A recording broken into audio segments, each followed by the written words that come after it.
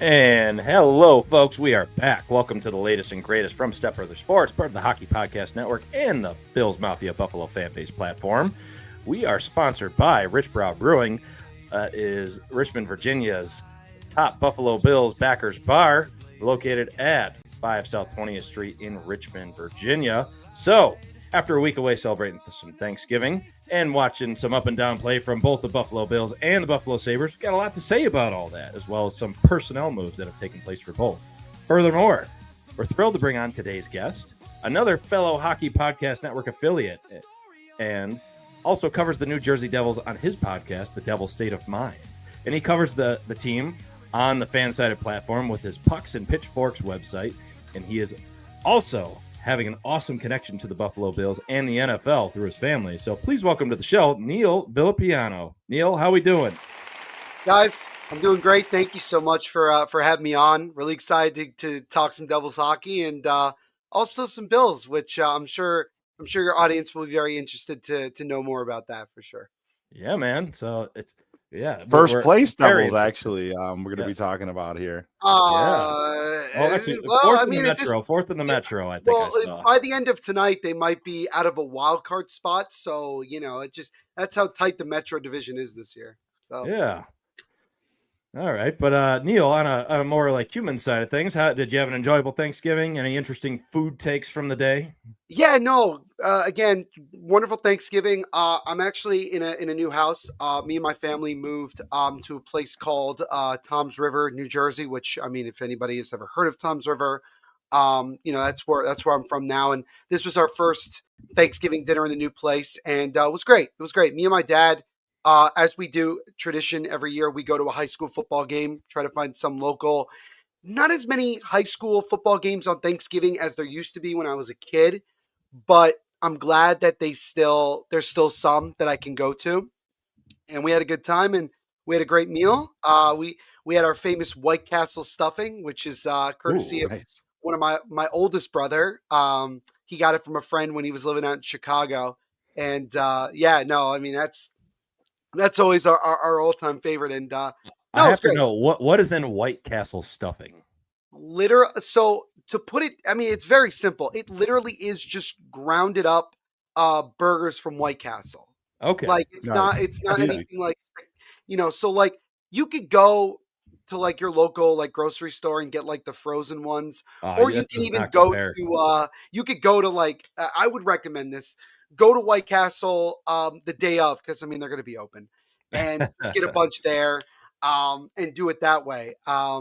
That's my recommendation. And that's simply it, and it's great. It's fantastic. Duly noted.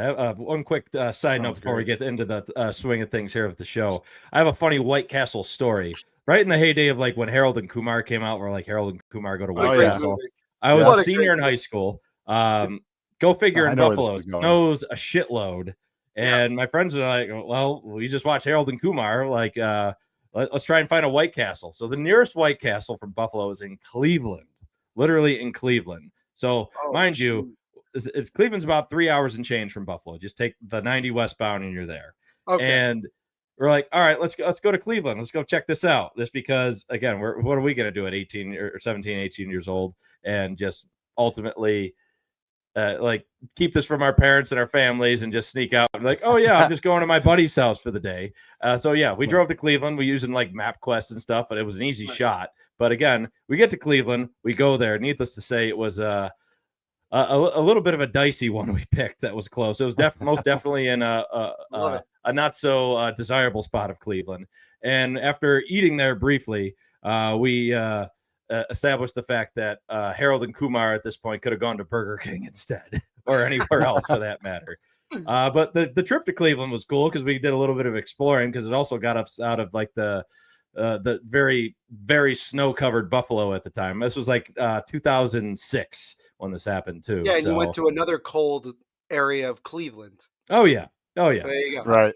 But either way, a fun little White Castle side note there. That's awesome. The side note about that story too is our parents ended up not finding out about that story until like recently. Oh yeah, like years later. Oh yeah. They're like, yeah. And I was talking about it like matter of fact one day. They're like, "What do you mean you went to Cleveland?" So we went to that Cleveland. blew yeah. himself in 15 years later. Yeah, but like the statute of limitations had passed. So That's what I it's not say. like It's you can, over like, now. drown me. So Yeah. Well, I mean, it's already been done. There's nothing you can do about it. exactly. But anyway, I do have a quick yeah. note to chime in before Chris Maz jumps in. So the Devils, I mentioned Yeah. I thought they were in first place. So they are, as you guys noted, they're 3 points down in the Metro division at the moment.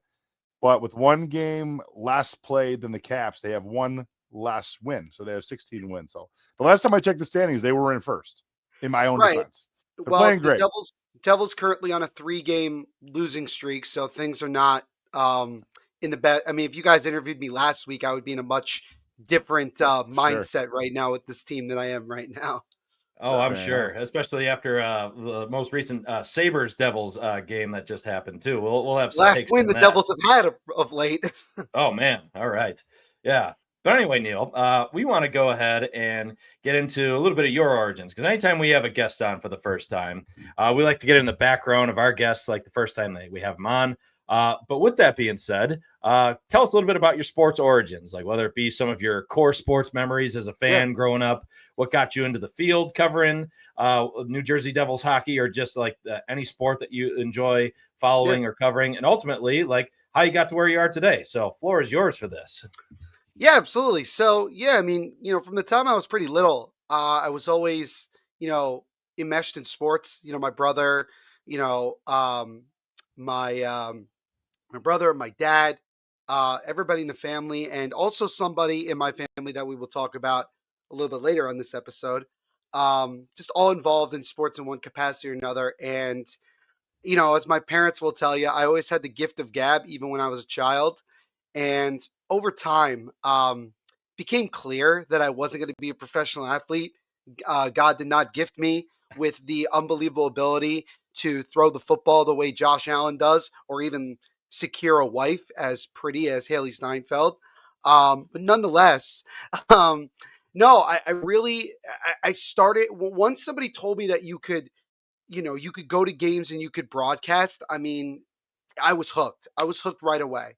And from the time I was like 8 or 9 years old to now, it's just that's what I've wanted to do. I've gone to many sports broadcasting camps. I got my certification in broadcasting and journalism from Hofstra University, and I've worked alongside some really good people. Bruce Beck, Ian Eagle, um, so many Steve Gelbs, who works over at SNY. Um, I've had the pleasure of meeting a lot of other people as well. Kenny Albert, and I could go on and on and on. And they've always a lot of those guys have been very supportive of me, and they've told me to just keep going at it, and it just gives you that confidence, right? And I've really loved that. And I've done a lot of different sports. I had a sports talk TV show down in Cherry Hill, New Jersey, near Philadelphia, from 2016 to 2019.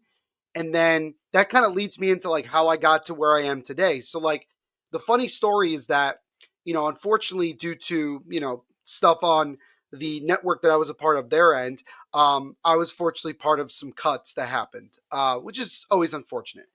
Nonetheless, months go by and I interacted with somebody that we work with here at THPN, Isha Jerome, and he was doing a Minnesota Wild podcast.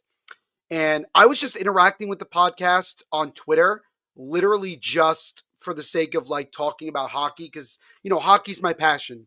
I've been a Devils fan my whole life. I grew up watching the legendary Martin Brodeur. I used to go to games at the old Continental Airlines Arena, and then obviously in the early goings at the Prudential Center. Adam Henrique's "It's Over" goal back in 2012 is one of my favorite memories. Marty, getting 552nd win to become the winningest goaltender in NHL history, and a record that I don't think will be broken by anybody. But nonetheless, going back to my story, Isha reached out to me and he goes, "Hey, would love to have you on the podcast for an episode just to talk some Minnesota Wild hockey. And I also see you're a pretty big Devils fan, so we can talk about the Devils too." And I was like, "Sure."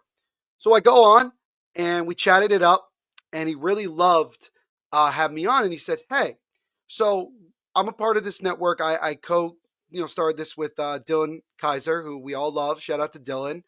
Um, and he said, "Look, we're actually looking for someone to host our Devils podcast. Would you be interested?" And I said, "Absolutely." And I finally got the opportunity to cover my favorite team from my favorite sport. And on June 1st of 2020, the Devil State of Mind podcast, as you can see right here, was born. And I have not looked back since. And it has opened the doors to so many possibilities, and I've got the chance to meet so many people, um, opportunities that I didn't think were possible when I was younger. And the podcast just continues to grow. And I think one of the things that I'm most grateful for is the community that I've created in Devils World.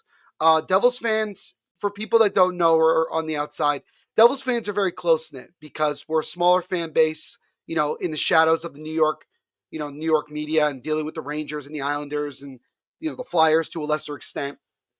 And, you know, it's been tough for many years to get a lot of coverage of the Devils. There just isn't that much, even now, right? There's a couple of outlets, but in terms of like local media, there just isn't that much. And so that's where someone like me comes in, right? And has a podcast that has a big platform that's able to talk about the team on a weekly basis and really give my breakdown of things. Have some really awesome guests on over the years, which I've been very fortunate to have. Guys like former NHL goaltender Jonas Hiller, former New Jersey Devil, um, Ryan Carter. I've had Brendan Burke, who broadcasts for the New York Islanders. A lot of different people over the years, and I'm going to continue to get more people on as we go along. But I also like getting fans on because my mantra for the podcast is for the fans, by a fan. Because at the end of the day, as much as I want to be in the hockey media world as my long-term career, I am, as we all do, we start as fans, right? And I've never really forgotten that, and I don't want to forget that, right? And so that's what I believe in. And so I like to get fans on as well to get their perspective, because I think there's a lot of people out there that don't have those platforms that also bring a lot of really good insight into the team that maybe other people weren't thinking about. That kind of makes you, notice things and go, "Oh, that's interesting. Didn't think about that." So yeah, like I said, from June 1st, 2020 to now, we're talking well over, 5.5 years later, I'm still doing this podcast, and I'm so thankful for the Hockey Podcast Network for giving some kid from central New Jersey the opportunity to turn something that he's passionate into a career and a passion project that I'm so proud of.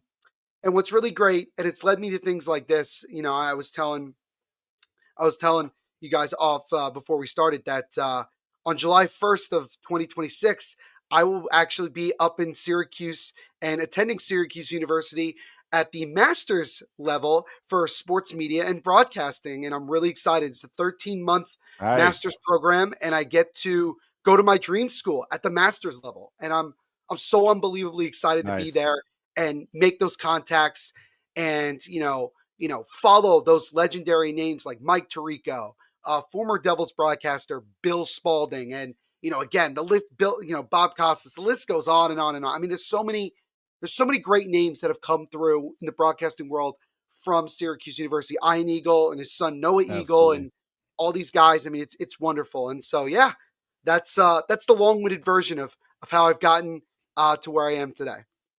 Dude, that is a hell of a resume. That's Shout out amazing. to you, man. That is like an ultimate, like not only like a grind the way you got to where you are, but you've not only made some outstanding connections, but just like the experiences you have, just getting to where you are, I think is amazing. So, hey, thank you.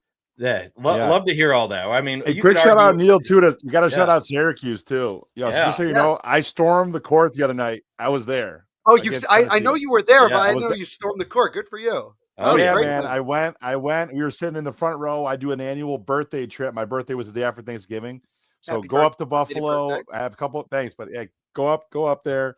We're sitting in the front row, and I'm like, yeah, I mean, we probably don't have a chance of really winning. Although Syracuse, they took Houston to overtime at the time. They were the number 2 ranked team.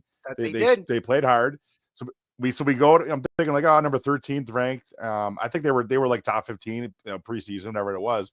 And I'm like, man, if we could play, with good D, you never know what happens. And literally, they really controlled that game from like tip, like from the beginning, and like had the lead for all of maybe like a minute or at the very end of the game. They kind of relinquished the lead, but then got it back and were able to hit some foul shots to ice it. But yeah, we're like, man, like Syracuse really hasn't had like a signature type of win since Jim Boeheim left. Yeah. And so that was like the biggest win of their coach's career, Autry. So we're like, we got to storm the court. So yeah, we were part of that. And we were like on the front lines. Like we were like part of the people that like started it, my buddies and I. So yeah, shout out to Syracuse, man. I also like you too, just real quick, and I'll let you jump in. Yeah, go ahead. I also have plans of getting my master's from Syracuse, from their business school, my MBA. Good for you. Yeah, man. That. So we'll be Orange Brothers, man. That's awesome. I love that. I'm really excited to be a part of the Orange family, and I'm really excited in particular to if I get the chance to meet Fran Brown, because he's a Jersey guy. A lot of his coaching staff is from New Jersey. Gets a lot of Jersey kids. So it's a little more special for me because for people that know me very well, I'm very, very passionate about the state that I'm from. I'm born and raised in New Jersey. I grew up, football wise, I grew up a Rutgers fan too. So I lived through pain every year during college football season. No, I don't want to talk about the Penn State game that happened last week. Please do not make me talk about it because I will get very upset. That's one thing you don't want to see me rant about because I could do a whole hour on that. But I did get a chance to watch that Syracuse game against Tennessee, and that was great. Adrian Autry, he really needed that win. He had a disappointing year last year, but the class that he brought in with Carmelo Anthony's son, Keon, this is a fun young team that I think could really surprise a lot of people in the ACC and maybe even make a run to getting into the tournament in March. And that would be really fun for a program that needs that. And it's been struggling to find that identity since Jim Boeheim retired. That was a big win. And that's going to help them, especially if they can continue to collect those Group 5 wins down the stretch and get themselves. It would be great. And overall, I'm happy now to be a part of this family, and I look forward to starting next July. Yeah, hell yeah, man! Congrats on getting in once more. So, and I think I'm definitely gonna try to go up for a Bills game. It's only 2 hours. You've got it, man. A tailgate experience unlike anything you've ever. Maybe I'll go to Devils Sabres too. While I'm at there, you go. Get the whole package in. Yeah, we got a few comments in the show already. So let's see. Beachmaster 9042. How much for Tage Thompson? Too much right now. Too much. I mean, I would be lying to you if I didn't tell you that there are many Devils fans that have said to me that they would absolutely love it if Tage Thompson was available. Because I know that's right. I think he's at the same level as like Quinn Hughes in terms of like what we're willing to give up to try to acquire the services. But I think Tage Thompson is more unrealistic right now than Quinn Hughes. I mean, there's a lot of Quinn Hughes chatter right now. So. Oh yeah. So a couple other comments. Sure. Hello to our Texas fam as always. Thanks for always tuning in. Again, shout out to our friend Adam. Yes. So I'll making sure to get that Go Bills in. A newly converted Bills fan this past year. He never had a team his whole life. So, hey, I got him on the wagon, and what a wagon to be on. And then also Colton Ellis. That'll be a topic of conversation later tonight too. That's for sure. But yeah, let's get the ball rolling here. So with the New Jersey Devils, obviously, as of now, like we talked about what their record is and what they'll be probably after tonight too. Yeah. Despite some of the injuries they've had, they've been pretty solid positioning. A lot of strong special teams play on power play, and some contributions from a healthy Nico Heischer and a really let's say a resurgent Dawson Mercer too, really helping out the team. Yeah. Still a pretty strong contender in the Metro League right now. I think we were just talking about it earlier. I believe you'll be in 4th in the Metro, even after tonight's game as well. Some advanced metrics, again, just kind of looking at the team right now, at least from what I was looking at earlier, 6th in power play percentage, 7th in penalty kill. So really strong, like we were saying. And penalty kill percentage right there. Goals four per game. They're 12th with averaging 3 goals 4 per game. Goals against, they're at 3.04, kind of like middle of the pack there as far as defensively in terms of like the raw goals against. As far as expected goals for, they're right around approximately 50%, and same with like their Corsi average there as well. But a couple of key player things I've kind of noted for, like as far as some of the Devils' performance. Jack Hughes' injury obviously looms large for multiple weeks. I mean, a lot of people like to joke, did he truly slice his finger off, maybe trying to impersonate Jeremy Allen White while he was in Chicago? I know that was a big hot topic for a while. But you got Nico Hischier, Timo Meier. They're really stepping up their production in Hughes' they're combining for 16 points over that recent 5-game stretch. Mercer, like I talked about, having a really nice breakout season, playing some strong top 6 minutes. And you got Jake Allen, who's been really solid in between the pipes so long. Yes. He goalied the Sabres last week. He always does. I told Chris Maz, he goalies us every time. He does have a very impressive record against the Sabres for sure. He does. Oh yeah. Yep. Oh yeah. But anyway, Neil, what's been your overall take on the Devils at this point? Obviously, you are passionate, not only covering the team as you have for years now, but what are your takes on them so far as we're now past the quarter mark of the NHL season? I think first and foremost, I think what's interesting is that you mentioned essentially the team's top 6, and that was about it. And that's mainly because from an offensive standpoint, that really is this team. There's a couple things that really kind of stand out to me when I look at this team. First and foremost, obviously that 8-game winning streak to start the year was huge, especially considering where the team is right now. I'll be very honest with you guys. This team is very similar to last year. And what I mean by that is the Devils general manager, Tom Fitzgerald, he talked about all offseason that he was going to improve the team's bottom 6 because it wasn't good enough last year. And he got rid of a lot of guys. He let a lot of guys go, made a trade, moved on from Eric Halla, let Nate Bastian go, guys like that. But he really didn't improve the bottom 6 all that much.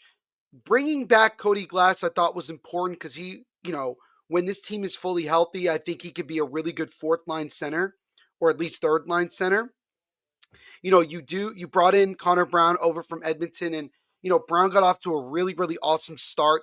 Obviously, he got hurt like many other guys on this team got hurt and really hasn't been able to get back to the same level that he was at.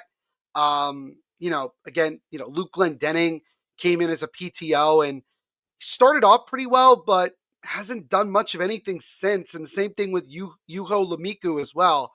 So really what I'm getting at is that the Devils are in a situation right now where they have the ability to create a lot of chances. They just don't do a good enough job of finishing. And if anybody watched the game last night in the 3-0 loss to the Dallas Stars, it's a really good example of that. In the first about 25 minutes of that game, the Devils really kind of dictated the play. They put a lot of pucks on Jake Ottinger. Remember, this was the Stars' second game of a back-to-back. So you felt that it was an opportunity for the Devils, especially coming up a day off, where they're feeling a little bit more rested and ready to go. And the thing is that when you look at a lot of those shots, they weren't really creating a lot of traffic in front of Ottinger. And then eventually the Stars get the first goal. And as Sheldon Keefe put it at the end of the game, the team just kind of was lifeless after that. And they ended up giving up two more goals and got shut out at home. And now they've lost 3 in a row and 3 at home, which they started the year off so strong at home. They made it a fortress, and now they're going through a difficult stretch. This is, once again, the longest losing streak the Devils have had this year. And hopefully with a game tomorrow against Vegas, maybe they can salvage this homestand with just getting a win against a talented and dangerous Vegas team. But it all just comes back to the same kind of things. Jack Hughes getting hurt. I mean, I don't know what to tell you, right? Like you get used to it. Freak injury, truly. It is a freak injury, right? A lot of people might not agree with this. A lot of the injuries he sustained have been freak injuries, just in bad timing, bad positioning, and just unfortunate circumstances. But nonetheless, the Devils are proving a lot of the outside media correct that if Jack Hughes is out of the lineup, this team struggles. But with Brett Pesce also out of the lineup on the back end, with how good he is and how much the rest of the defense follows him, the defense is struggling. And the Devils' goaltending has been an issue of late. Jake Allen, again, you mentioned him playing well against Buffalo, hasn't played all that well since. And Jacob Markstrom has had a very, very rough go of it of late. And especially now that he has that 2-year extension, a lot of people talking about buyer's remorse and wondering if, Tom Fitzgerald jumped the gun a bit when it came to extending him. But it all kind of comes back to this. When the Devils are at full strength with the team that they have now, as we've seen earlier this year, and they're clicking, It's a very tough team to play. However, I don't believe that the Devils are a cup contending team yet. They still need to add. They're missing a top 6 winger that can play and can score on a consistent basis, and they're missing a third line center. And I think maybe changing the defense a little bit would be a possibility. But the thing is that when that defense is healthy and playing well, it's one of the better defenses in the NHL. For And sure. I think that a lot of people are looking at this situation and from the Devils' perspective, and people say, oh, the sky is falling. Because us as Devils fans, we have seen this before. We've seen this the last several years. Jack Hughes and other people get hurt. The team struggles to score and struggles to win games, and we're just barely getting by. And really, the Devils have to just try to string along some victories here over the next couple of weeks. There is the possibility that in about 3 weeks from now, that maybe Jack Hughes comes back early. I think the more likely route is that he'll be back the first week, maybe the second week of January, I think at this point. The good news is he's coming back. Brett Pesce comes back. Jonathan Kovacevic will eventually make his debut. He's been out since the end of last year, had off-season surgery, and they said he was going to be back in January of 2026. So, we're waiting on him as well. But Tom Fitzgerald has done this before. Sit around, don't do anything, and allow the team to continue to fall down. And that's where my issue comes from. It comes from, we have a GM that, for reasons that I can't fully understand, refuses to make any sort of bigger changes that really kind of catch your attention and say, oh, he's really trying to make him, do something here. I mean, look at some of the top teams in the league, right? A lot of people praise Eric Tulowski of Carolina. I mean, look at what he did last year, right? He gets Rantanen for like a half the season, swinging for the turns fences it around the whole time. Yeah, he turns it around, gets Logan Stankoven, who has been great with Carolina, and they're just as good, if not better, than when they had Rantanen, right? Not only that, he extended Rod the Bod for a few more years, too. Extended Rod the Bod, which, by the way, some people wanted him fired. If you ask some Canes fans, some people wanted him fired a year and a half ago. I'm just saying. So it's, sometimes you gotta be a little bit more patient. I mean, and when we talk about Rantanen, look at Dallas. Dallas makes that move. They get Rantanen. Rantanen fits in perfectly with the Stars. And that's a very good team. Big run with them, too. 100%. And then you look at Joe Sakic and what he's done with Colorado. I mean, they're going to lose tonight to the Islanders, but that's only their second regulation loss all year. That team is so unbelievably good that they don't even need elite goaltending from Scott Wedgwood and Mackenzie Blackwood to ultimately win games because they're that deep. So what I'm getting at is that the Devils, they have this core of a lot of talent. Nico Hischier, Jesper Bratt, Timo Meier, Dawson Mercer. On the back end, you got Luke Hughes as well, who just signed that long-term deal. You have Arseny Griciuk, who is coming up in his first year in the NHL after playing several years in Russia. He looks like he fits in very well and can definitely put the puck in the back of the net on a fairly consistent basis. But the Devils, with this core, only have a second-round exit to show for it at this point. And that's where the problem lies. And that's why you keep hearing in the media, oh, the Devils are looking to try to make a big swing. Yeah, well, they keep looking, but they haven't done anything. And the reality is that the Tom Fitzgerald needs to help this team, regardless of the injury situation, which you should have been prepared for anyway, because this is your team and you've seen this for several years. Right. You need to add. You need to add and help this team. Give them that confidence. Right now, they don't have a lot of confidence. And it's really going to have to come from the guys within that locker room to really right the ship. And I have a lot of confidence in Sheldon Keefe. He holds this team accountable. I think he's been one of the better coaches this Devils team has had in a long time. And we just need to see this team find a way to turn some things around here. And they need their general manager to step up. Because if they, in my opinion, if they go and get into the playoffs and get knocked out again in the first round, I'm very sorry. But I don't see a world where Tom Fitzgerald deserves the right to keep trying to build this team when he took a team in 22-23, which was unbelievable, 115 points, a record 52 wins. And they haven't even gotten close to that since. In many ways, he overcompensated because he listened to so many people that say, the Devils are small. the Devils are soft. They can't compete with the big dogs. So we're going to go away from our identity, which made us that dominant, especially 5-on-5. And we're going to get slower. We're going to get older. We're going to get grittier. And it's not working. It just sounds familiar, except you have a GM that's more of a go-getter as opposed to what we're stuck with in Kevin wait Adams. and see approach. More on him later. Right. And so that's really like where I'm at with this team. Is it panic time? No. I mean, it is December. One of the things that's been frustrating is that I would honestly say this, in any other year, the Devils would be in a much more comfortable position, even with a 3-game losing streak.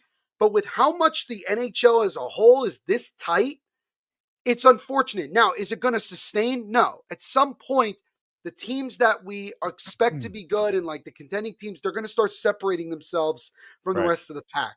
But right now, it's a tight race. I mean, again, the Devils are going to go from being third in the Metro or even second last night to all the way down to like fourth or fifth in the Metro, just like that, because of how tight it is. And it's not necessarily like the Devils are falling all the way down.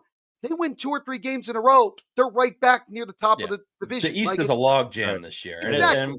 And we'll talk a little bit more about that later for like who's contending and who's not. But you mentioned a lot about Sheldon Keefe and coaching on as far as like how much of an impact he's had. Very much so. And I want to tee up Sean for this one, for the next one, just because obviously the Devils and the Sabres have quite a connection as far as coaching goes. So I'll let you have it on that one.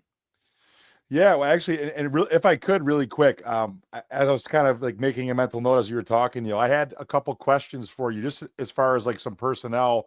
When I'm looking over, knowing that you're coming on and looking at some of the actual players on the roster, and I have kind of a quick question on all 3 levels: forward, D, and goalie, and real quick ones. So I know you mentioned that the goalie hasn't been as good as of late, but I mentioned he goalied us the other night. And he's been really good. I mean, back because didn't he was on the Lightning for a while, wasn't he? Jake Allen, he was in he was with Montreal. Oh, yep, you're right. Canadians. Canadians. But I wonder, so I was looking at this, like the stats on the year, and you got really both goalies. They've kind of split evenly. They have about the same number of starts, but I noticed that Allen has a significantly better like goals against by like a point or so more. So I wonder, with what you're seeing, the way that they're kind of splitting it up, do you see, especially when you mentioned he's not playing as well, as of late, do you think they have what it's going to take for one of those guys, whether it be him or Markstrom, to kind of separate and be a playoff level goalie? That's one. 2, and just 2 quick hitters. Yeah. I mentioned a guy I really like. We haven't brought up his name yet, but Simon Nemec, bro. I like him. He's now surpassed his goal total already at a quarter mark of what he put up the last 2 years combined. Correct. 3 and 2, and he's already put up 6. So as 21 years old, he's obviously an up-and-coming guy. He's a big part of the blue line that we haven't mentioned yet. How do you see him? Has he kind of arrived and really starting to put the offense up? And then 3, dude, what happened to my guy? What's his name? Demonov. Or what's the guy's name? He used to play for the Panthers. He's played like 5 games. Evgeny Dadonov? Dadonov. What's going on? I was thinking, like, do you mean the guy from Montreal, Demidov? No, sorry, I couldn't think of his name. He's been irrelevant. Yeah, he's been 5 games this year. What's going on? So, all right, so I'll do the Dadonov one very simply because it's very quick. Yeah, the man unfortunately broke his hand, and he came back. He broke his hand in the first game of the year. Which, by the way, if you come to the Devils, you are almost automatically guaranteed at some point to get hurt. It's just a weird. It's so unfortunate, right? Because Dadonov played, I think, 81 or almost 82 games last year in Dallas and put up 20 goals. And look, the Devils signed him to a 1-year deal at $1 million, and like to me, it was like, I mean, this is a guy that can be a top 6 guy and play well. And unfortunately, it hasn't happened. And so he came back for a couple of games, didn't look all that good. Now he's back on the IR. Somebody showed me a picture because the Devils were doing their visits to the local hospitals. He has his whole hand in a cast, like literally from like here to like here. So love to be able to give you an update in terms of like how long. We don't know because they haven't even said anything about him. The Devils are really, really, you have to understand, the Devils are really bad at communicating what is going on with their own team. They'll tell us Dustin So is weeks away.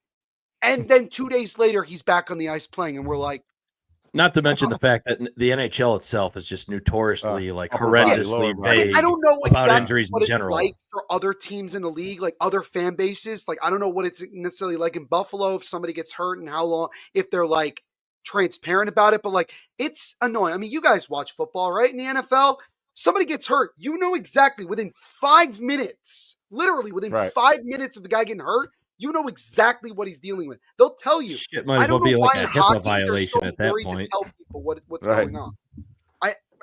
So that to me is with that. So with the Donov, yeah, I mean that's the that best would help I'm your gonna bottom six scoring a bit if he was available. little bit. Yeah. I mean, if he was fully healthy. Talking about Shimon Nemec, I mean, yeah, the kid has a flair for the dramatics. By the way, I mean he's a clutch player. We've already seen it 3 or 4 times this year. He had a hat trick and the overtime winner a couple weeks ago in Chicago. I mean that was the coming out party for Shimon Nemec, and yeah, no, it's really interesting with him because everybody, including myself, wanted to see the Devils draft Yurav Slavkovsky in that draft year because we all thought that the guy that's in Shane Wright, we all thought that Shane Wright was going number 1 overall that draft year, and he drops all the way to Seattle. Yeah. Yep. But Slavkovsky went, and then we were like, well, who the Devil's going to take? They took Shimon Nemec, and not a lot of people, including myself, really knew. I mean, I remember watching him in the Olympics when he was playing for Slovakia, but I didn't know that much about him. And I know a lot of Devils fans are saying, oh, we should have drafted Logan Cooley, hindsight's 20. There's no guarantee that Logan Cooley would be the player that he is now if he was in New Jersey. I mean, there's no guarantee to that. But with Shimon Nemec, he was a late bloomer. It took him some time to really get going. And you have to understand this, with the amount of injuries the team has had the last couple of years, he's been thrown into top 4 minutes way sooner than I think the Devils wanted him to. And he was playing hurt all of last year because he got hurt before the beginning of the season because of Olympic qualifiers. Never really got going, but then got that big overtime goal against the Canes in game 3 of that first round series, the only Devils win of that series. And then this year, I mean, he really has stepped up. A lot of people were saying, we got to trade him. We got to bring up Seamus Casey. And now everybody's flipped. And everybody's like, well, we don't need Seamus Casey anymore. We got Shimon Nemec. And it's just funny how things can flip when you have a couple of good performances. But overall, man, I really am happy. And again, he's only 21 years of age. 21. He's got so many more years left to develop. I always like to tell people that I think you're in the prime of your career when you reach that 24, 25 age level. That's personally how I am with it. I know some people would say it's sooner than that, but like, especially for defensemen, unless you're a once in a generation. He's at like Darlene level. That's Darlene 24. He's at the head of his powers. Exactly. Right now, 100%. Exactly. And like, I'm not saying that Shimon Nemec was going to get to like the Cale Makar or the Quinn Hughes or that level right away, but you could see that he has that confidence now. And he's making his mark and making sure that, hey, even when Pesci and Kovacevic come back, you're not taking me out of this lineup. And I'll tell you this, Pesci comes back, Kovacevic comes back. Guess what? Right side, you got, and even with Dougie Hamilton still there, you have Pesci, Kovacevic, Nemec. You potentially could have Nemec as your third pairing defenseman with the way he's playing. And that is kind of the riches that many GMs would love to have. And that's going to bring up some interesting things to talk about later in the year with guys like Dougie Hamilton, who's been in trade rumors earlier before the season started and even talking about it now, like, with the way Nemec is playing and, with Kovacevic and Pesci, like, is Dougie Hamilton now more expendable? And he's had a difficult year up until this point, but nonetheless, it's going to be something to talk about. But Nemec has been great. And it's really great to see him blossom the way he has.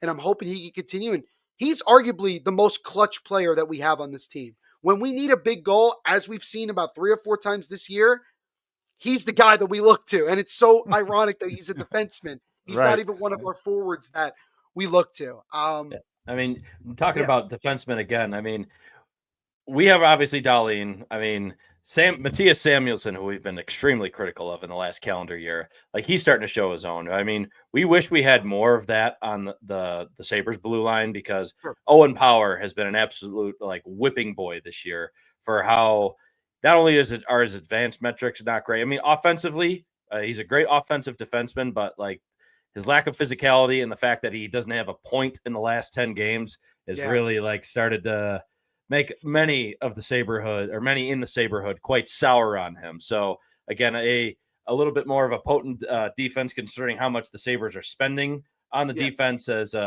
really starting to ruffle some feathers here. But to kind of circle back a bit on the coaching, Sean, I want to tee you up for this one because it's talking about Sheldon Keefe, comparing him to Ruff. Yeah. And obviously, we know Sheldon Keefe well. He was in Toronto for quite a long time until he wasn't. Right. So, many could say, I guess, to this point, he's kind of righted the ship. And it's also following Lindy Ruff, who did a good job in New Jersey until he was let go. I think, and I'd love to hear your opinion on, if it was justified or not. I think that's debatable. But yeah, what's been your overall opinion of Keefe's approach to the team? Obviously, different style, the way that they're playing compared to like Lindy Ruff beforehand or before that. But keeping in mind, Lindy Ruff did have the team scoring and competing at an historical pace, like you mentioned earlier. So yeah, what's your thoughts about kind of how that has kind of gone along and the way that the style that you guys are playing? Because it gets a little bit different now, but maybe it's more sustainable. Who knows? What do you think about Keefe? Well, I think with Sheldon Keefe, before the Devils hired him and the Devils let go of Lindy Ruff, which I felt was justified because I think the Devils needed a change. I don't put it completely on Lindy, but in terms of accountability, there wasn't. Some people even argued that it was more of a country club kind of vibe in that locker room, that guys were just kind of allowed to make 1,000,001 mistakes and not really be criticized for it. And that was really kind of where it really irritated me with Lindy. He wouldn't really give us good answers as to why things were the way they were. It was frustrating when he would bench guys for reasons that I couldn't. He would bench Jesper Bratt, and we would all just be like, I don't get that. Like, and granted, there were a couple times where he benched a guy, he would come right back in the lineup and he would start lighting it up. So maybe that was what some of these guys needed, right? It all depends on the guy you're talking about. But I think the one thing that I miss about Lindy Ruff from the Devils is this. The Devils, when Lindy was here, was a 5-on-5 machine. They were so good 5-on-5. The way that system was so beneficial. You just got to go back to the 22-23 season and look through their highlights. Look at those 5-on-5 goals. It was crisp passing. It was speed. That was really what Lindy was all about with this team. Speed, skill, push the pace. You're averaging 35, 40 shots a game. You may not win a lot, although the Devils didn't win a lot that year, but you're putting pressure on these guys. And it's not just throwing shots. It's throwing shots with purpose. And that's really what I took away. But nonetheless, I think Lindy's voice became stale. I think that the team wasn't listening. And like, honestly, he made some like line decisions that were incredibly frustrating. And it needed to change. And again, I think that Tom Fitzgerald, again, waited too long to make that decision. I think, again, he was, because that was his first hire. Hearing you say this about Lindy Ruff right now, obviously he was welcomed back to Buffalo with open arms, of course, because of just his past with them and just like is arguably one of the most winningest coaches for the franchise. I think he obviously is, just for how long he was there. But just hearing you say all these things, this sounds quite familiar because lineup decisions. Obviously, the benchings haven't been called into too much question this year, and even a little bit of last year as well. But still, like you mentioned, the country club like leadership style there, and the whole idea of bringing Lindy back was to bring accountability to the locker room, because apparently when Don Granato was the coach, like, again, that was like the same mentality, like, they were too soft on the players. They weren't holding anybody accountable. Right. And the whole idea of bringing him there was to make sure he would be harder on the players. Oh, there'd be a strict training camp. Like, if a guy needs to get benched, blah, blah, blah, he'll get benched for whatever reasons, just to improve his player, to like show that, hey, you want to be part of this team, you need to show that you're worth it, and you can play two-way hockey at all times. Again, you mentioned the 5-on-5 play, which is still pretty evident in the Sabres gameplay, for both this year and last year. Yeah. But the message getting stale, I think that rings very true. I mean, it's only year 2 with Lindy being here, but again, he's showing his age. I mean, he's one of the oldest coaches in the league at this point. I mean, it's really, you hate to see Lindy go in this way, if this is like the way he does go out as a coach in the NHL, because of just how beloved he is really in Buffalo still. I mean, but just comparing Lindy to Sheldon Keefe, it's just like so much clash between the two. I mean, what's more your thoughts on that? Yeah. I mean, again, I was really excited when there was the possibility that the Devils could hire Sheldon Keefe. And then when they did, it was really exciting because I grew to really respect Sheldon Keefe and really like what he brought to the Leafs. I think about that All or Nothing series that was on Amazon. I don't know if you guys saw that a couple of years ago. It was the 2021 season when it was like, not in the bubble, but it was in that the year after where you were stuck. Yeah, the year after, when it was like 52 game regular season, whatever it was. And just watching him and the way he would like call out guys, even his top guys. I remember there was a one line where he's talking about Mitch Marner, and he's like, Mitch, your line is getting dominated right now. Like, that can't happen. It was like, to me, it was like he was demanding so much from this team. And I think that really at times it wasn't about Sheldon Keefe. It was about the players on that team. And as you're even seeing now with the Leafs, kind of proving that same point, that it really isn't a coaching thing. For a lot of these guys, it's a mental thing. It's the pressure of playing in Toronto, but nonetheless, I mean, these guys, it's a mental thing with them in many ways. But Sheldon Keefe comes here to New Jersey. I think, first of all, he's a lot more relaxed in terms of the pressure, because the media, oh sure, night and day. The media is just night and day. But he's one of the smartest coaches in the league. He breaks down things when people ask him, what happened in this situation. He will break it down. And it's wonderful to listen to that. But I also love that he is not afraid to call people out. I'll never forget last year when he said Kovacevic needs to play better. After Kovacevic said after a game the team has to play better. He wasn't necessarily calling out Kovacevic specifically. He was calling out the whole team. But it still made the same point. And I think Sheldon Keefe did about as good as he could with the roster that he was given last year. And he was also pretty much forced to deal with the majority of the coaching staff that Lindy Ruff had hired and that was retained by Tom Fitzgerald. Now Sheldon's getting a lot more, control of things with Jeremy Colleton at the helm, and obviously with Brad Shaw on the back end and things like that.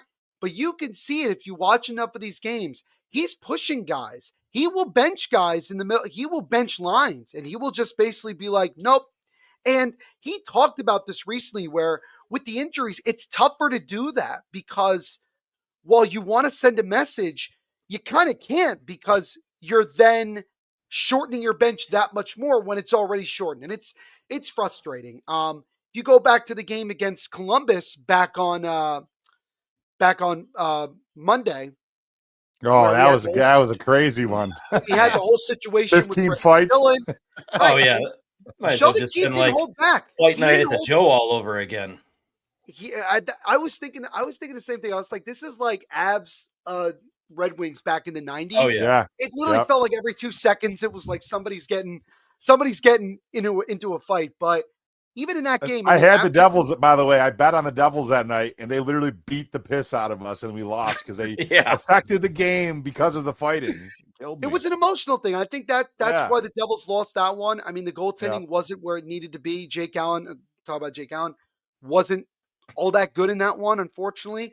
But Sheldon Keefe even talked about after the game, saying things like, for one of the most respected players in this league, talking about Brendan Dillon, to get cheap shotted like that, that's ridiculous. And, Dean Evison had his own choice words to Sheldon Keefe. I mean, I cannot wait for New Year's Eve when these two teams play again, because I guarantee you something's going to happen. Fireworks. And you wouldn't think it would be between the New Jersey Devils and the Columbus Blue Jackets. I mean, Columbus Blue Jackets of anything, just being like that type of rivalry. And it's so, but going back to Sheldon Keefe, I even look at this year and I say, you can tell it's not a coaching thing. You can tell that it's more of it's a mental thing with this guy, with this team. The injuries, I don't like to say this and make it seem like an excuse, but when these injuries happen, especially to a guy like Jack Hughes every year, it's fatigue for these guys mentally, because it's like every year you're just expecting it. And that once again, the top guys, which to be fair to Nico Hischier and Bratt to a lesser extent, but Timo Meier and Mercer to a lesser extent, like they are stepping up. They are scoring. They are playing well. It's just that we have a bottom six that can't do anything. So we have no depth. So then teams are looking at us and saying, we have to goon it up against them, or we just know that like they're not even that full of a team. So we just have to wear them out. We get a goal, we get a bounce, they're going to fold. And that is what's happened the last couple of games. They give up a weird goal or an unfortunate goal. I mean, they have, this is our mantra here. Dominate, dominate, dominate, give up the first goal. Dominate, dominate, dominate, give up the second goal. Like they haven't been dominated in a lot of games, even when Jack Hughes has been out. It's just that this team struggles to finish. And it's not just top guys. It's like the whole team in general.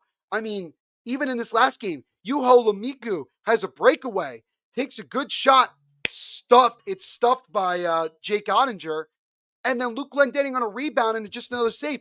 But if he just lifted it an inch higher, that goes in the back of the net. And then 5 minutes later, boom, goal Dallas, game over. A little puck luck goes a long way with that kind of stuff. Right. And Sheldon Keefe even said, he called it out last night. He said, our team was lifeless after the first goal. And he's calling them out. He's calling them out because he wants them to play better. He said earlier this year, I want guys that want to play. He's calling out the team. And that's what I love about him. We need to demand more. You want to win a Stanley Cup? And I get it. Sheldon Keefe has only made the second round once in his career. I get it. I know. But he has a lot more experience than a lot of the guys on this damn team that we have right now, including the general manager. But he said, if you want to win a Stanley Cup, you have to be consistent. And I understand that the injuries are a factor. They're always going to be.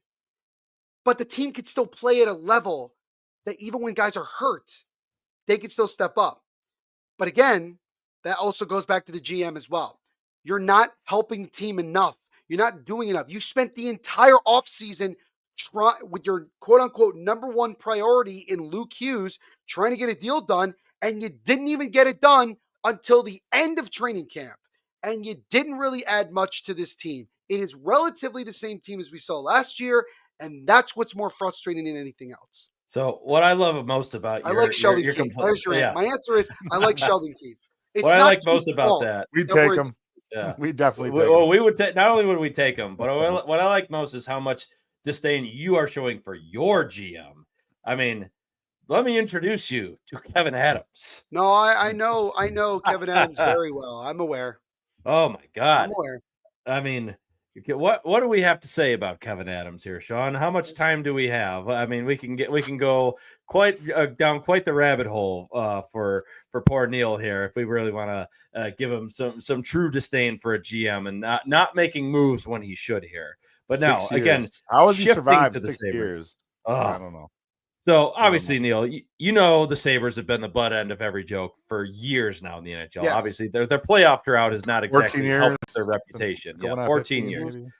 And talking about the Devils and Sabres again, like we did before, based off last week, Black Friday, the Sabres, credit to them, of course, they peppered the Devils with shots and shot attempts the whole game. I think they were close to like 100 shot attempts by the end of it.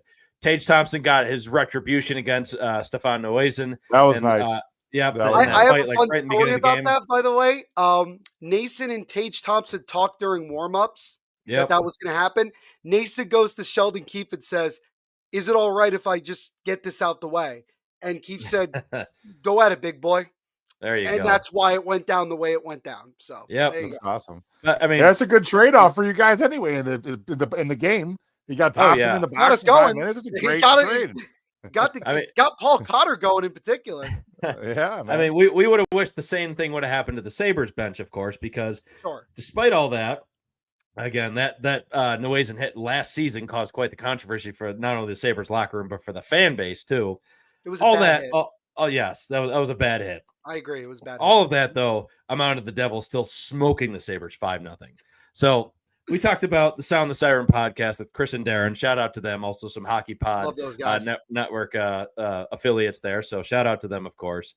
Talking about this a few weeks ago, because they were talking about it from a Carolina Hurricanes perspective. You and I, we talked about this a little bit before, even in the early part of the show here.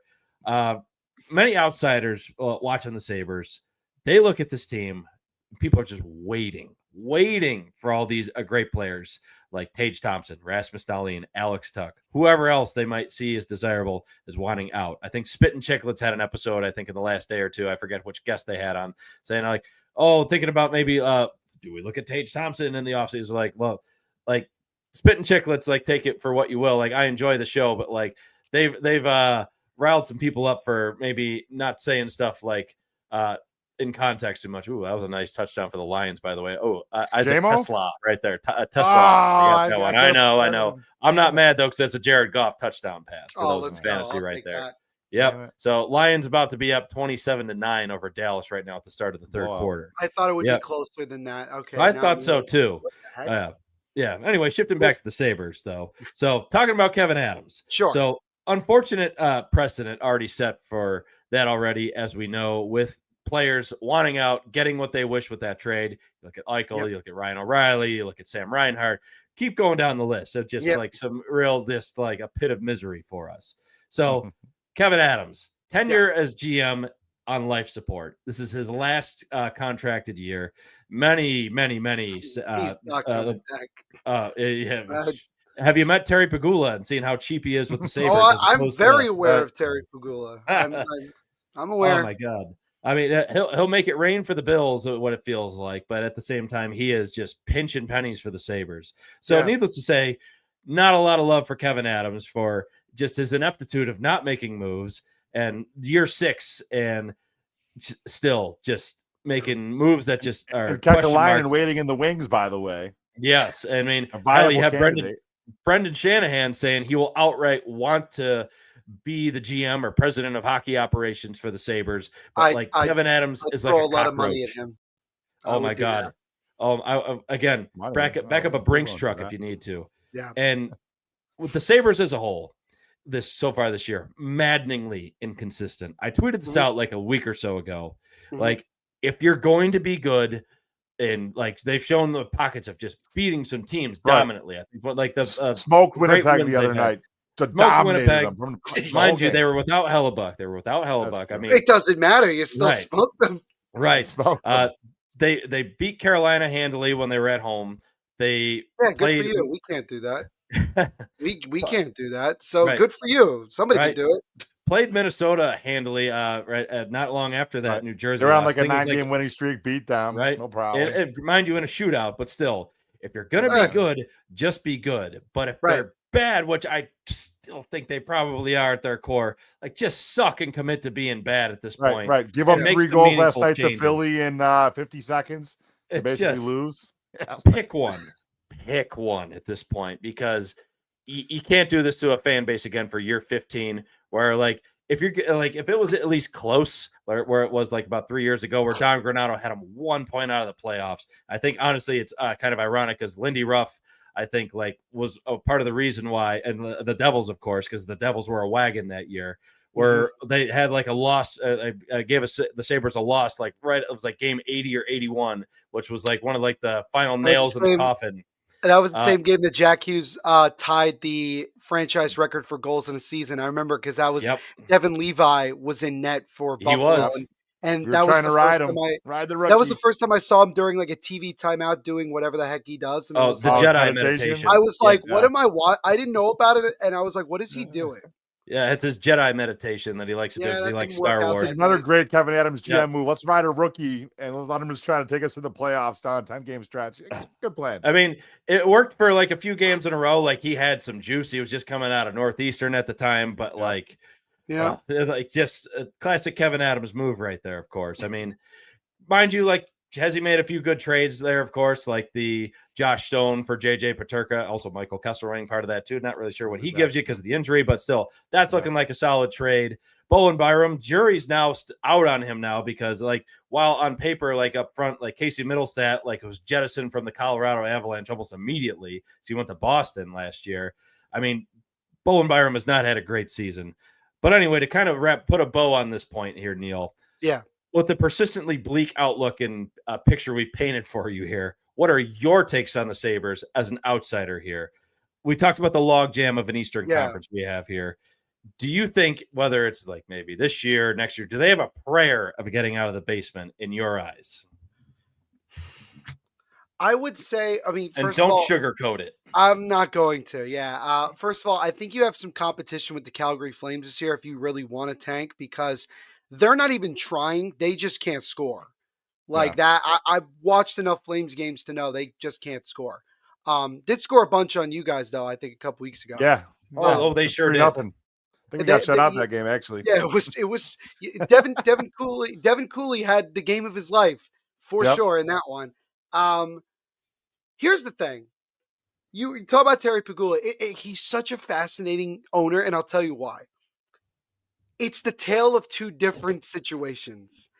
He hired football people to do the job with the Bills. And you see what has happened, right?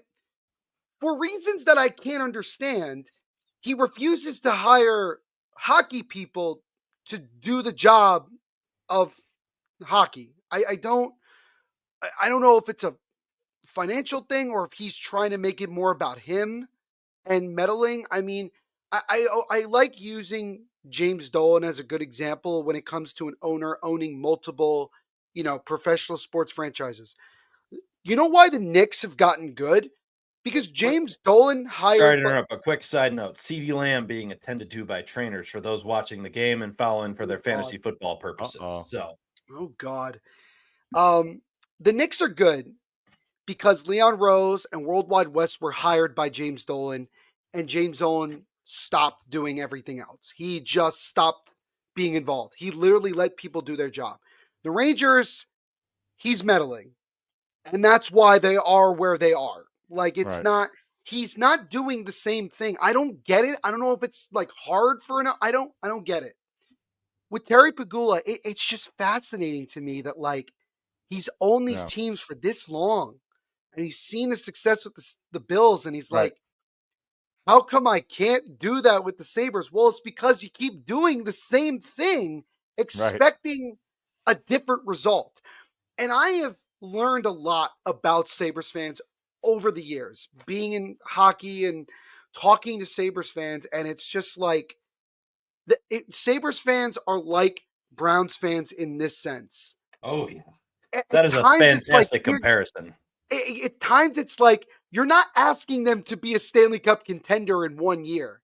You're asking them to be relevant. You're asking them to show the fan base that, hey, we're actually on the up and up and we're on a trajectory of being good. Or just be competent. Competent is all we want. As a fan, you both can understand this very well. As a fan, you want to feel like that you know what the plan is. You want to see it. You want to feel like you can see the vision and go, I get it. With the Sabres, I don't see what exactly they're trying to do. It just kind of feels like they're doing everything and then nothing at the same time. And that brings me to why Kevin Adams needs to just go. Because he just can't do it. I think that Kevin Adams, at times, I don't want to, it's going to sound like I'm defending it, but just hear me out. I think he was immediately put into a no-win situation. And I think he's still, in many times, in a no-win situation because the question you have to ask yourself is this. How much control does Kevin Adams truly have in terms of making moves? Well, considering the fact that he claims that he speaks to Terry Pegula every day, he has Terry's shoulder over him Yeah. It's Yeah. not like it's a collaborative talking. It's No. Pegula telling Adams what needs to get done. Right. And you can't just hire yes men because all you're going to get at the end of the day is what you have now. That's why we're talking about Brendan Shanahan. Brendan Shanahan's not a yes man. He will just tell Terry Pegula straight up, no, this is what you have to do. And you got to do it this way. And if he does, let's say Kevin Adams goes and they do hire Brendan Shanahan, Pegula's going to have to change his tone. He's going to have to back off, literally back off, and let Shanahan or whomever do the job. So if that means, right, that means that you got to rebuild again, at least then the Sabres fans can be like, okay, there's at least a plan. Right. They're gutting the team one more time, but it's for a greater vision. So many would welcome it. It's adding up into something. Yes. And you could say this too, right? You could say, oh, it's another rebuild. Well, guess what? What are you doing now that's good now? I mean, you might as well. You got nothing to lose because you're no worse off than where you are now. That's like how I look at it. And it sucks because the Sabres have been around for a long time. Long time. They've had many, many wonderful, moments in their life, in their history. 1999 Stanley Cup. Skate was in the crease. I don't know if you call that a wonderful time. Well, I mean, they were there though. They were there. They were there. Yes. Think about like the early 2000s. I remember watching games on. You guys remember Versus, right? The old. I remember watching. With the old, Bills had the black uniforms. I remember watching those Sabres teams, and they would compete their ass off, and they were a good team. They were clutch. They would win games at the end. Good team. Like the NHL would be better. Yeah, and the NHL I think would benefit from the Sabres being good. This is a market that is a sleeping giant, and it's just waiting to explode again. I wonder to myself if Gary Bettman, to some extent, is like, please, for the love of God, figure it out. I wonder, maybe not. Maybe he doesn't give a crap. I don't know. He grew up a Ranger fan, so what the hell? And he's celebrating Florida hockey. Of course. He's celebrating Florida hockey, and he's going to put a team in Houston in like 2 years. And Atlanta again, allegedly. Or Atlanta for like the third time, because it really worked out the first 2 times we tried it. But at the end of the day, I sympathize so much with Sabres fans because I know that there's some passionate people out there. I forgot. I used to. I don't remember her name, but I remember she's a huge Sabres fan. She was very popular on social media. I cannot for the life of me remember what her name is. Was she the one who sang the songs, Melody Martin? Yeah. What was her name? Yeah. Melody Martin. I think honestly, she kind of dropped off the face of the earth. I haven't heard about her in like 2 or 3 years. She got kind of bullied on social media, which is unfortunate because it was kind of fucked up. But at the same time, but imagine if they were good, nobody would be complaining, would they? Nope. No. Yeah, she was outstanding, truly. Like Melody Martin, if you're out there, so hey, bring back a song. You know what? That would cheer up so many Sabres fans out there. And so, like at the end of the day, like I just want to see the Sabres become good at some point. And if it's going to have to take a couple of years, and you do a like legit rebuild and everything, look, again, you're no worse off than where you are now.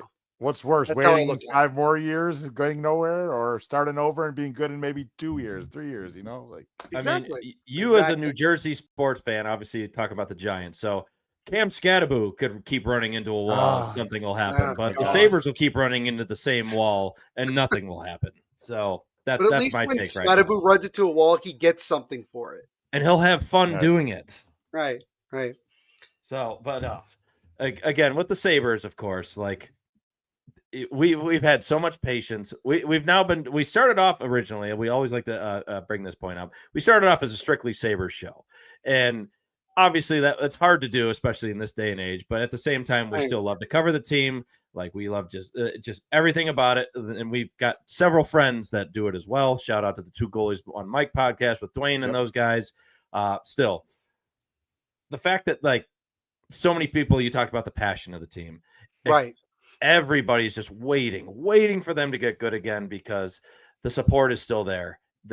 But you have a generation of fans just liking other teams just because hockey is still popular in the city of Buffalo. But if you're just putting that product on the ice for the way it has been for so long, going on 15 years now. Mm-hmm. You have no choice but to like elite teams. You have no choice but to try and find somebody good, which is why it's just, you feel just so much for that, for anybody that follows it. Obviously, that's us too. Right. But you latch on to other fan bases, like, because I'm in Virginia. I follow the Washington Capitals for their cup run back in 2018. It was a hell of a time because I got friends that follow the team.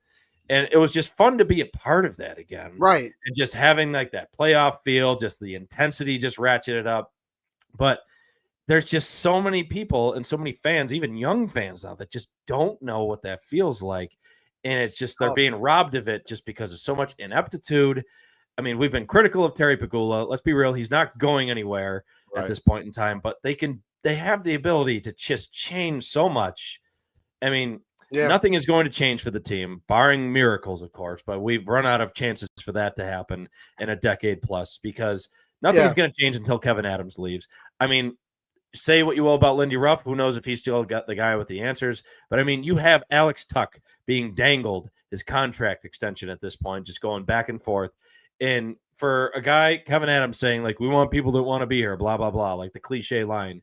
He could not bleed more Buffalo by being a guy who literally watched the team growing up, living down the street from Tim Connolly, and just being that fan and just having that with him the whole way through. And the fact that you might let him walk, kind of like similar to how Briere and Drury walked back in 2007, huge indictment on the team.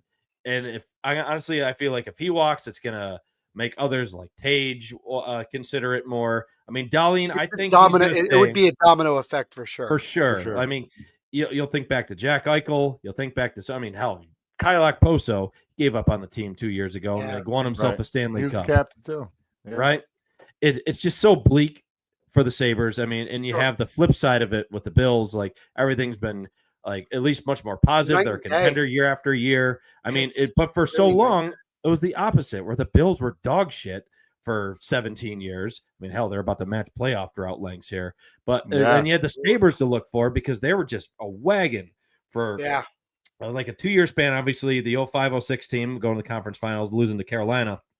Following year, they won the President's Cup 06-07. And then you had 2010 and 2011 seasons as well.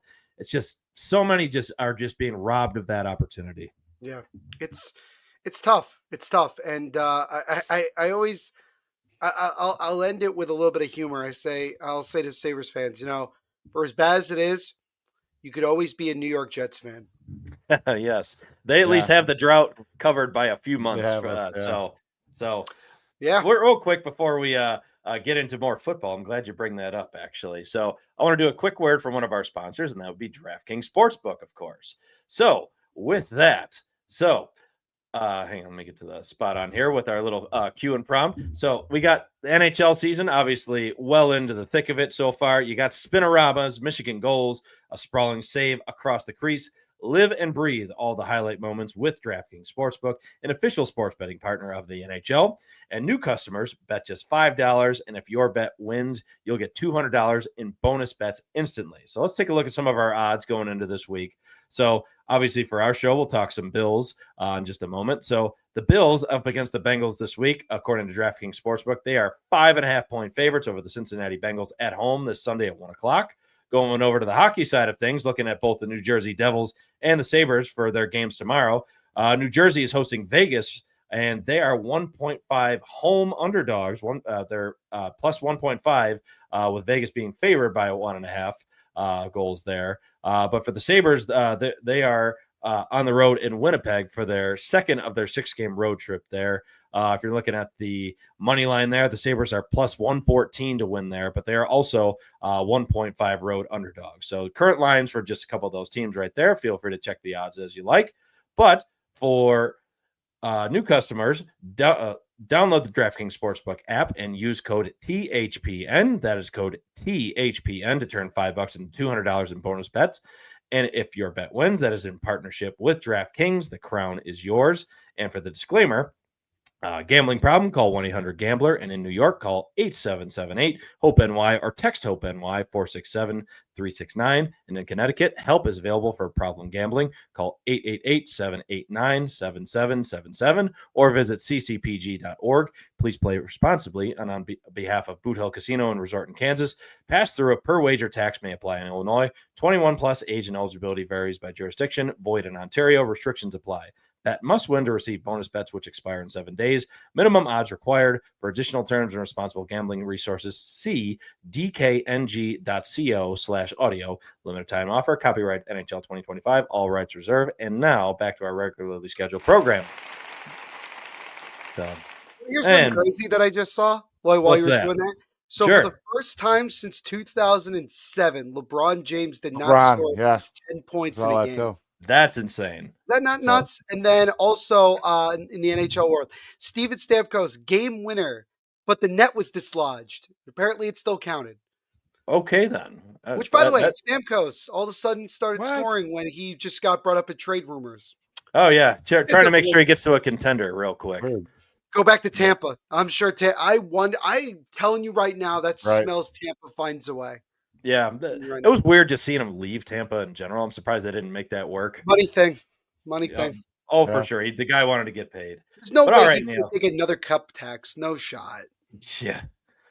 All right, Neil. But we obviously teased this in the beginning of the show. Also, just to kind of do a quick little recap, we're about an hour 15 in, so we're at nearly 1,000 viewers. Thanks to everybody for tuning in at this point. Also, Jake Bates missed field goal just now for those tuning in to Lions Cowboys. But anyway, Neil, some Bills talk. When we first connected a few weeks ago before Thanksgiving, you told me about your really awesome connection with the team through your family. I want you to take a moment right now, elaborate on that, and then we'll talk a little bit more about that too. Yeah, for sure. So, yeah, people are gonna be impressed with this because I have a family connection with the Buffalo Bills. So my uncle, if you're a Bills fan and you maybe recognize my last name, Villapiano, you probably will recognize my uncle, Phil Villapiano, who played in the National Football League from 1971 to the end of 1983, was on the Oakland Raiders for the majority of that, won a Super Bowl in 1977 with John Madden, of course. The late, great John Madden, may he rest in peace. And my uncle was actually on one of the segments during the Thanksgiving, I think it was the Ravens-Bengals game. He was on there talking about John Madden, which was great. And then Phil was traded to the Buffalo Bills before the 1980 season, played 4 years with the Bills from 1980 to 1983. And, he was at the tail end of his career at that point. I mean, playing left outside linebacker, and at that point he'd already played a decade or pretty close to it. He wasn't the same player, but nonetheless, the story, and this is what the story was told to me. The story goes is that towards the end of Phil's career, he wanted to come back, to the area. He grew up in New Jersey, Asbury Park, New Jersey, and he wanted to play for the Jets or the Giants. Well, neither team wanted him, so the closest local team that he could get to was the Buffalo Bills. So for a couple years, he played for the Buffalo Bills, and so I've always had a soft spot for Bills Mafia. I like to think, I don't know if people would call me an honorary fan, or I guess I would just be allowed to be a Bills fan because I have this automatic connection to the franchise. Needless to say, you have some street cred. I do have some street cred. I think that would be a fair thing to say. But the biggest thing that people will remember about my uncle is for something that he was unfortunately a part of, and that was the Immaculate Reception, or as we like to call it in my household, the Immaculate Deception. Yes. And that was the infamous playoff game, divisional round for the Raiders against the Pittsburgh Steelers. This was before the Steelers made their run to winning Super Bowls in the 70s. And it was the play where Frenchie Fuqua, who definitely punched the ball for sure, and touched it, went up in the air, and it hit the ground, and Franco Harris caught it as it hit the ground. Obviously, they didn't they didn't call it. They didn't say that. They didn't say that was the case. But The guy who was supposed to be covering Franco Harris just so happened to be my uncle. And on that same play, he was clipped as Franco Harris is running down the sidelines. And if you don't believe me, go back and watch the play and you tell me. And it was a controversy of all controversies. And it ended up propelling the Steelers to 4 Super Bowls. Obviously, the Raiders and Phil got their revenge a couple of years later, especially in the 1976 AFC title game when the Raiders put the beat down on Chuck Noll and the Steelers back in the day. That was great. And Raiders won the Super Bowl against Minnesota Vikings at the Rose Bowl, which back then, guys, they did play it at college stadiums. I mean, I'd love to see it back at the Rose Bowl again. Probably never will happen at all, but a man can dream. Not to mention the fact in that Super Bowl, your uncle was famous for the fact that the Vikings blocked the punt because, again, it was Vikings versus the Raiders. And this was one of the 4 Super Bowls the Vikings went to. So, again, some shared misery with Vikings and Bills fans there. Yep. So that blocked punt that the Vikings had on the Raiders got the ball for the Vikings at, I believe, like the 2 or 3 yard line. And quickly, right away, your Uncle Phil was able to cause a forced fumble immediately to turn the tide for the Raiders and get the ball back instantly, preventing the score. And then ultimately, like that, the team routed the Vikings later on throughout that game. It changed the game. It changed the game. It ended up being the play of the game, as they said later on. And that was Foreman. I remember him running. And Phil makes a great play, forces that fumble. And, it's a moment that he'll always remember. And many of Raider Nation will remember. Again, he was able to go to Buffalo, and he is still a Bills fan. He still watches the Bills as much as he watches the Raiders. I don't know the last time he went up to Buffalo, but he still watches. He's a big Josh Allen fan. Loves Josh Allen. Nice. His favorite player, though, as far as I remember, is Milano. Absolutely loves Milano because that tracks as a linebacker. So Milano reminds Phil of himself. Not to mention the fact Milano's a Jersey boy himself. So he is a Jersey boy. I mean, that's our family. We're very big on, like, as my dad would say, local boy done good. That's kind of like our kind of like thing here. We love when Jersey guys, make plays. Why do you think I was a huge Tommy DeVito fan when he was on the Giants? Jersey guy. That was really what it came down to. But so that's my big connection to the Buffalo Bills and Bills Mafia. Yeah, that's awesome. With that being said, also now just getting more down into the rabbit hole of the Bills, the NFL at this point.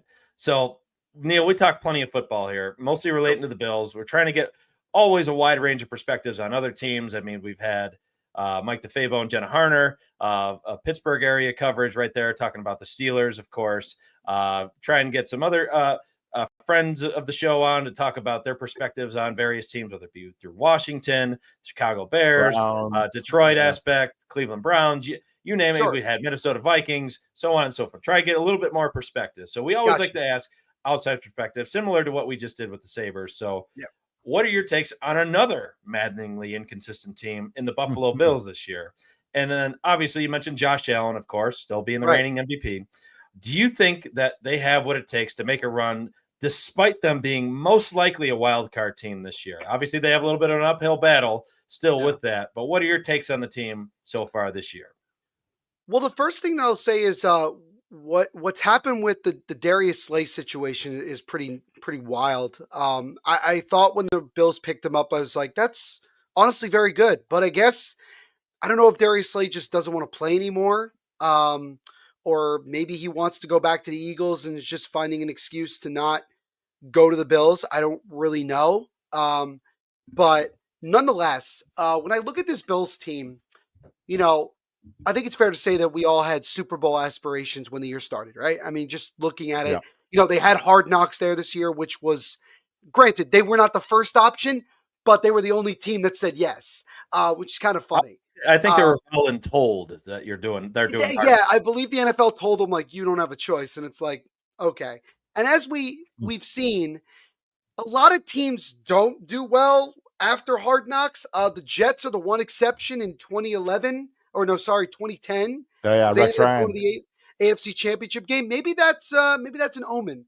Because they had to go get their snack. That's why. They had to go get their goddamn snack. That's for sure, which is still an iconic moment in that. And also the shake weights. That was big back. Yeah, that's right. big in 2010. Yeah. But here's the thing with the Bills. What is really interesting to me is that the Bills' offense has not been the same as it was last year. And I don't know exactly what I would say. I don't know if it's an offensive line thing or if it's a lack of weapons, but nonetheless, it feels like Josh Allen, and to an extent as well, James Cook, have to carry the load a lot more. And also dealing with Keon Coleman has been, I feel like it's just been a nightmare, this year. And like hearing Daryl, Dawkins talking about like, oh, this guy needs to, grow up. And I'm like, what is going on at this point? Like, because I think the belief was that he could be like the guy, and he's not. And that has to be frustrating to some extent. But I would say this. I think the Bills being a wild card team is the absolute perfect position for this team.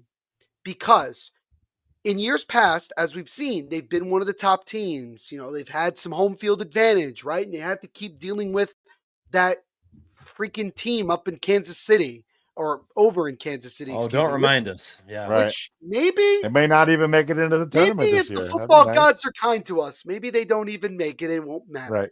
Right. Nonetheless, I think the Bills are a team that can really, really benefit from being a wild card. A team that, because they're not being talked about a lot. Because remember, they're not even the most talked about team in their own division. You got the lovely, the absolutely lovely, because we can't go 5 years without it being this way, the Patriots being good. And I mean very good. And I mean, look, you got to tip their cap. They came to Buffalo and they won. You got to give them credit. Absolutely. You got to give them credit. And they're playing really well. Maybe Drake May's the front runner for MVP. Who knows? But nobody's talking about the Bills that much right now, are they? Not in at least a positive manner. So not in a positive manner. But I'll tell you this. I think that's exactly what the Bills need. Nobody talking about them, and let them just go play. And the underdog mentality, they thrive on that. They do. I think they get, they're going to get in. I don't have doubts about that. They're going to get in. And I think that this is going to be the most motivated this team has been. Because also, I think there's a lot of jobs on the line too this year. I think there's a lot of things talking about, with the head coach and the GM. I mean, and the coordinators. Yeah. Coordinator Joe Brady, who I'm still not a fan of to this day. Still not a fan. Oh, tell us about that one. Yeah. So Joe Brady has, wasn't a fan of him with the Panthers. Wasn't a fan when the Bills decided to hire him, but that's neither here nor there. But I really think, I know that Bills Mafia wants to, have home field advantage, have this, the AFC run through Buffalo, and cold January night in Buffalo. I mean, it's what you want. But this Bills team, in many ways, reminds me of that Bengal team a couple of years ago. Nobody was talking about them. Nobody had the biggest expectations. They did have a home playoff game because obviously, they by default in their own situation. But they went and they beat teams. They beat the Raiders, beat the Ravens. Then they go to Kansas City, and nobody thought they were going to beat Kansas City. And they go in and they win that game. The dreaded 13-second game, no less. The 13-second game. And I think that the Bills can do something very similar to that if they're a wild card team. It wouldn't surprise me if they go to Foxborough in the AFC Championship game and got to play the Patriots. Wouldn't surprise me in the slightest. Now that would be magical for so many reasons, because as you know, you say it as a New York Giants fan yourself, as somebody who got to just vanquish all the evil that is Boston sports. Yeah. I mean, I got two reasons to be happy. Exactly. I got two reasons. So as you rightfully should, and just treasure those as core sports memories. Believe me, I'm treasuring them, considering what the last 10 plus years has been, my friend. I'm treasuring it so much. At the same point, like everybody thought the perfect playoff game a few years back, right before that aforementioned 13-second game, was when the Bills just absolutely curb stomped the New England Patriots. When they came to Buffalo, it was basically it was like a perfect game. That was the perfect game. They scored on every drive. It was 47 to I think 19 or something, somewhere in that range. There was a dildo thrown on the field. I mean, Belichick. It was basically his last final push as the Patriots head coach to really do something. And heck, credit to Mac Jones that season. Like, he looked pretty strong. But I mean, the Patriots this year, you brought them up too, of course. A lot of people say, oh, they played a scrub schedule. And they truly have.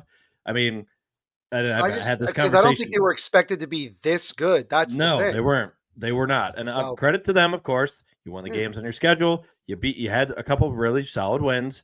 I mean, everybody thought, beat the Giants. Do you want a cookie? I don't know what to tell you about that. Yeah, no kidding.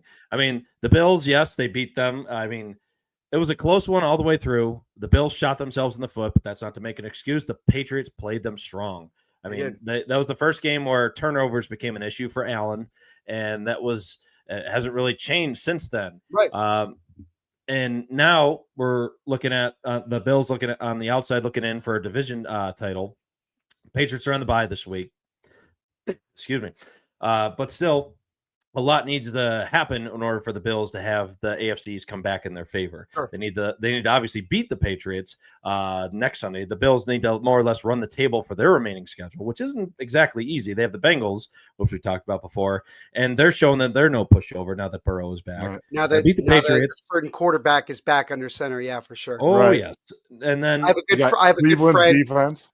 Yeah, I have a good friend. Her name's Liz, diehard Bengals fan. She's so pumped for this week. It should be a solid matchup. I'm surprised they ended up flexing it out of that 4:30 window. Well, I mean, I think it's because the Bengals record. Honestly, that's sure. That's fine. But then after that, Burrow's dominated them in his career too. Yeah, it's true. Yeah. After the Patriots, they'll have Cleveland again. Their defense will surprise you. Myles Garrett can have a day. Watson plays by then. Ooh, we'll see about that. That would be something in and of itself. Well, he got allowed to practice again, so I'm just saying. Right. I was also reading there's like a potential loop on the salary cap there. If they like get him to practice or at least get him on the field, that might relieve some salary cap woes for them because only Cleveland can have that happen. We better hope that Shedeur Sanders plays. That'll be wonderful. Wonderful. Better hope. Yeah, but then after that, the two remaining games, they have the Eagles in Buffalo, which will be, I think, a very fascinating game just to see what the status is of the Philadelphia Eagles at this point. Are they a pretender or a true contender at this point? Because they've just been so hot and cold this year. I have my own thoughts on that team. I mean, you're pretty close in proximity to the Eagles yourself. Year they're pretenders for sure. This is not as dominant of an Eagle team as we've seen in years past. And you're seeing, once again, I'm just going to say this up front, when you force Jalen Hurts to throw more than he should, that's when the problems start happening. And don't be surprised if A.J. Brown wants out of Philly by the end of this year. He's already more or less saying that right now, which if I'm the Bills in the offseason, I would call. It was a number one. Hell, you could even make a call for another Minnesota wide receiver and Justin Jefferson, who's also looking unhappy at this point in time with all this quarterback carousel. That might be on the market this offseason for sure. Yeah, the only thing working against a lot of these top receivers that want to leave is they cost so much. I mean, the receiver market, again, for elite receivers, you're getting paid 35, 40 million a year. That's hard if you're going to try and pull off a trade unless somebody's retaining money or you're just pushing money like you're the New Orleans Saints. So, like, that's the only way you're going to make that work or add some void years to the contracts. So, I mean, Brandon Beane, who you already talked about, is somebody with a job on the line this year. Obviously, he's come under a lot of fire. Obviously, you talked about Keon Coleman leaving so much more to be desired. So many people were hopeful early on in the season, like especially after the Ravens game. Oh, he's finally here. He's arrived. He'll explode. Hasn't done a lick of things ever since. Discipline problems, whether it's showing up to meetings or just overall seriousness he's taken with the team as well. In fantasy. Oh, yeah. As he screwed so many in fantasy, including me as well in Dynasty. But also, the wide receiver room in and of itself, you have zero world beaters. You have solid guys. Like you have a team full of bees. Khalil Shakir, great slot receiver. And if you could even use him in multiple ways. Josh Palmer leaving a lot more to be desired because everybody thought, oh, he's going to be this great separator. They Hard just Knocks was underutilized him. hyping him up big time, Oh, man. yes, I they don't were. like they were hyping him up like the he was like a top 5 receiver in the league. Yep. Right. Kincaid off injured. He might looking like he'll finally be back this coming week. But I mean, now he's showing another knee injury, of course. And leaving a lot of folks in Bills Mafia worried, concerned, almost frustrated with the fact that, like, you got another athletic tight end. Like, is he made of glass? Is he going to be able to stay healthy? That kind of thing. I mean, He's just perfect talking about for the yeah, yeah, right. He'd fit in right away. Right. You got desperation moves in the wide receiver room. You're seeing moves for Brandon Cooks being picked off a waiver. Guys off the couch. Gabriel Davis. He's making his return. There's a funny thing on the local radio station in Buffalo, WGR 550, like the future Bill, former Bill. How many guys that have formerly been on the Bills, both on the offensive side and defensive side of the ball, will either leave the team and make their way back, obviously, because the familiarity, it helps. Sure, great, whatever. But I mean, how often can you keep going back to the well just to like fill in spots on your roster that you should have taken care of in the offseason when Brandon Bean himself, you have no cap space. You have no choice. There's always a way to figure it out. I mean, the cap you can manipulate so much. Obviously, there's a point and a limit. Like the Saints are paying for it now, like we just talked about before. But for Brandon Bean to go on the radio to his own local sports radio station to say, quit bitching about wide receivers, well, that could not have blown up more in your face. And I know many outlets and many places have just gone over this in great detail. I mean, this offseason, obviously, like if Bean is still there, which he very likely will be, like he knows that must be the focus. And there's plenty of holes otherwise, but wide receiver must be the focus. Otherwise, you'll have fire and brimstone and pitchforks of people saying you have wasted another year of prime Josh Allen. There's only but so much time you have left of that. Mm-hmm. Yeah, I mean, the thing about, it's so funny because obviously with the Giants, they've had, there's so many connections obviously with Buffalo, with Joe Shane and, the now fired Brian Daboll. And it's funny because you bring up what Bean has said and like how at times he doesn't, take accountability for like what he has done. I swear, I know exactly now where Joe Shane gets it from. I now figure, because literally like yesterday, Joe Shane got absolutely crucified because they kept saying like, well, you still fired the coach and this team is still not where it needs to be.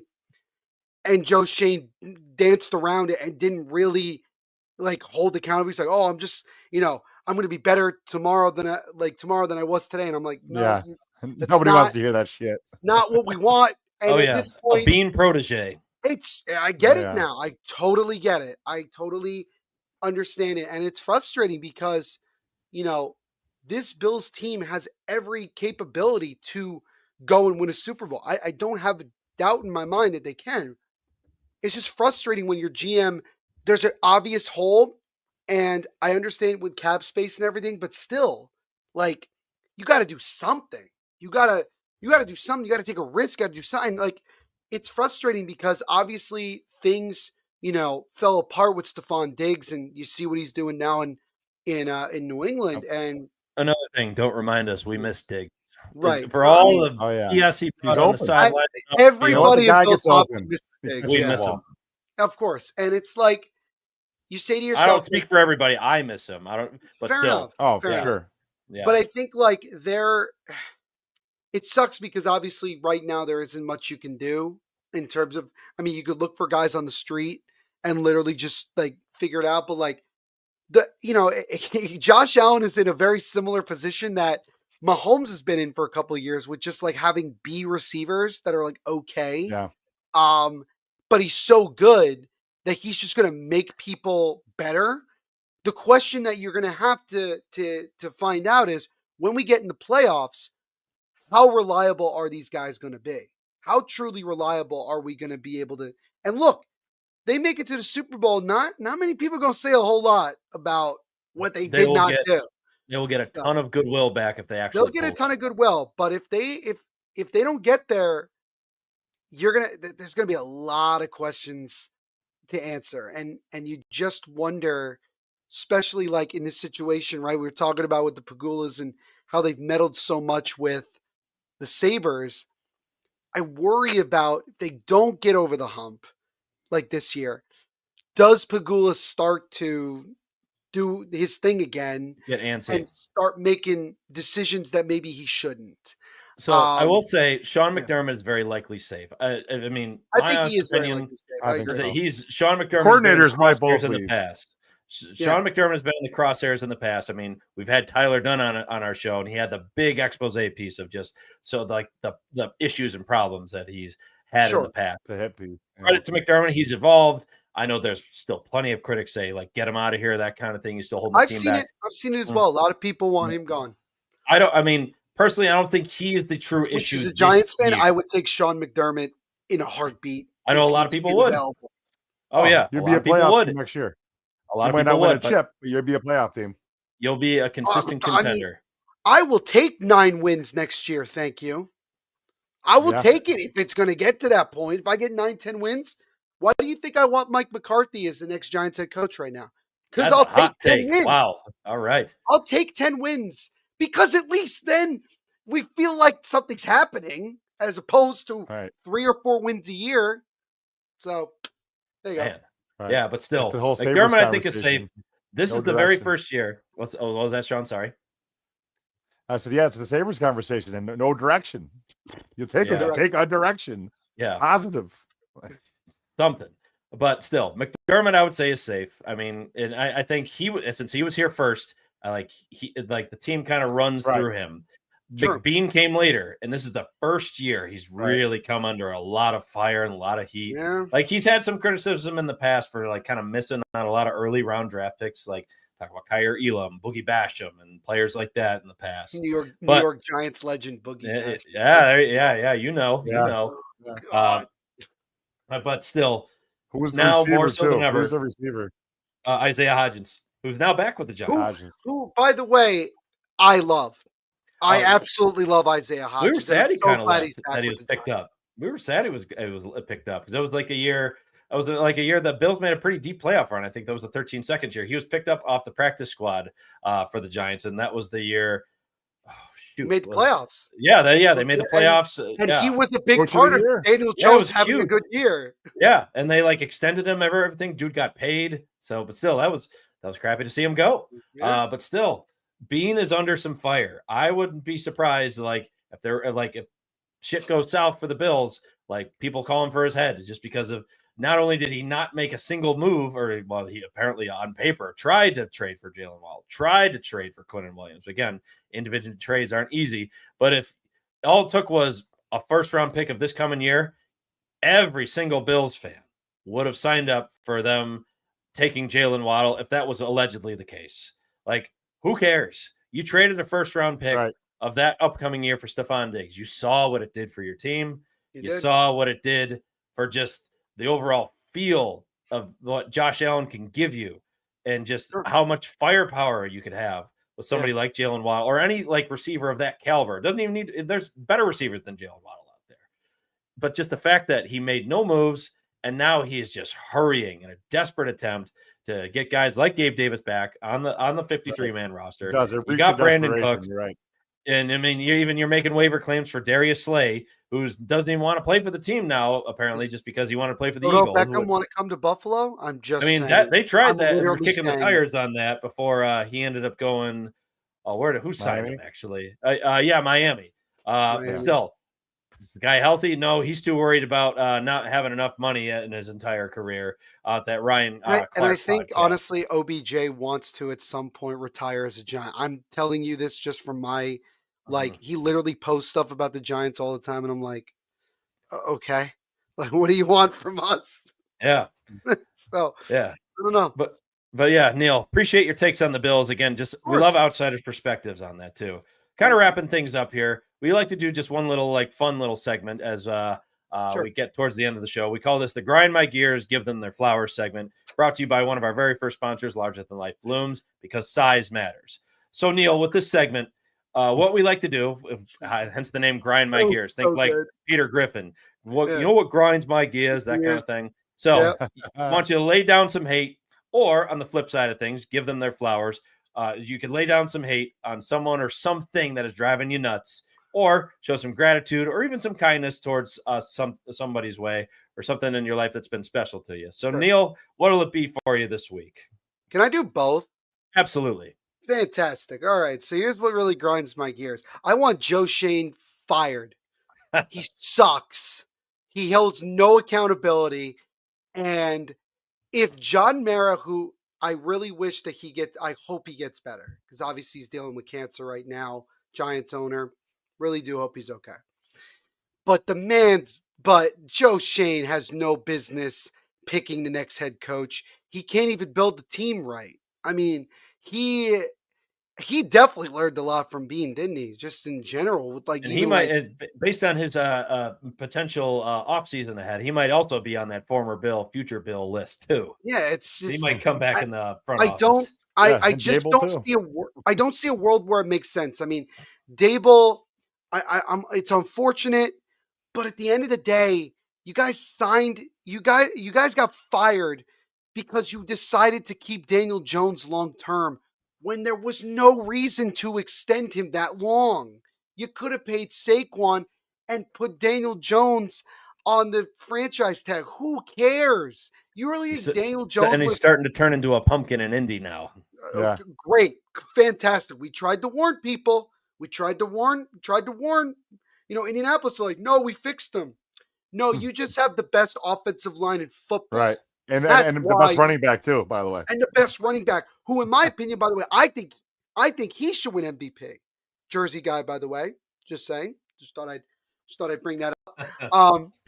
But yeah, no, Joe Shane, I'm so sick and tired of him saying everything and then nothing at the same time.